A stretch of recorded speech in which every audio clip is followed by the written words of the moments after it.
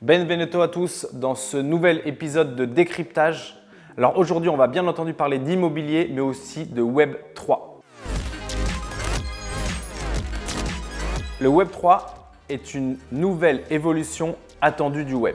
C'est celle qui comprend la blockchain, la DeFi, la finance décentralisée, les NFT, le métaverse, la tokenisation, bref, tout ce dont vous avez peut-être entendu parler. Et pour ceux qui n'ont rien compris de ce que je viens de dire, je vous mets sous la vidéo tous les liens vers chacun des éléments dont je viens de vous parler. J'ai fait un décryptage complet dessus. Mais en deux mots, le Web 3, c'est l'évolution du Web qui est censée arriver après le Web 2.0. Vous voyez Dragon Ball Z? Au début, Son Goku, il est pas mal fort à la bagarre. Et au bout d'un moment, il peut se transformer pour devenir encore plus fort. Il devient Super Saiyan. Et au fur et à mesure, il devient de plus en plus fort. Il a les cheveux jaunes en Super Saiyan, après il a les cheveux bleus, après il a les cheveux verts. Bref, il fait que évoluer tout le temps. Et je ne vais pas pouvoir filer cette métaphore très loin parce que je me suis arrêté au Dragon Ball Z. Mais l'idée, c'est la même chose. C'est des évolutions successives du web pour le rendre encore plus fort et encore plus puissant.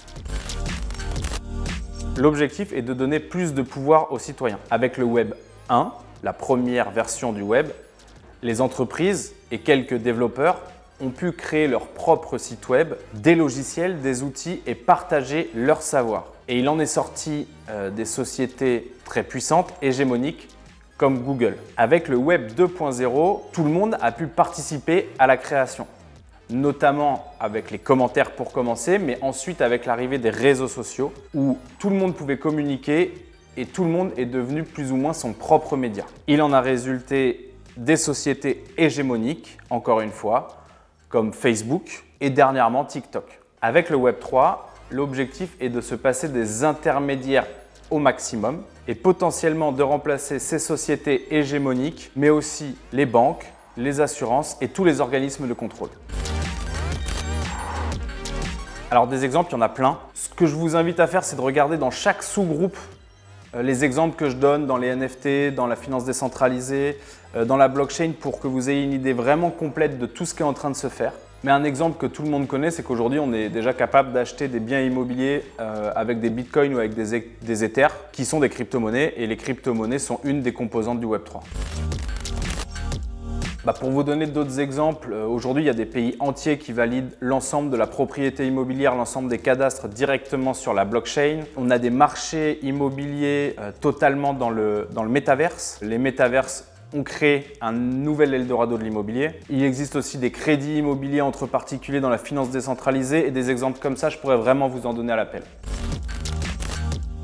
Concrètement, on peut s'attendre à une vraie révolution. Le Web 3 pourrait revoir totalement notre manière de faire des transactions, notre manière de faire de la comptabilité, notre manière de faire de la validation juridique. Et ça pourrait même avoir des impacts sur l'organisation des entreprises et sur la manière de faire de la gouvernance. Par exemple, on pourrait imaginer des entreprises où il n'y a plus de chef et où c'est le consensus qui fait avancer l'entreprise et qui est maître dans la prise de décision et dans les propositions.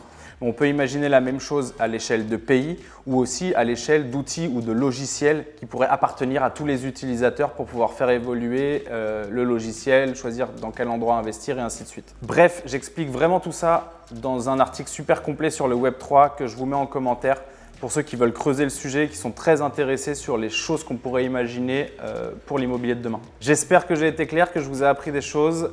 Merci beaucoup de nous avoir suivis et à très bientôt sur Imo2. Dernière chose, si vous avez d'autres idées de décryptage à créer ou à faire, mettez-les dans les commentaires. Moi, j'adore poncer des sujets et essayer de les vulgariser. Merci beaucoup. Ciao.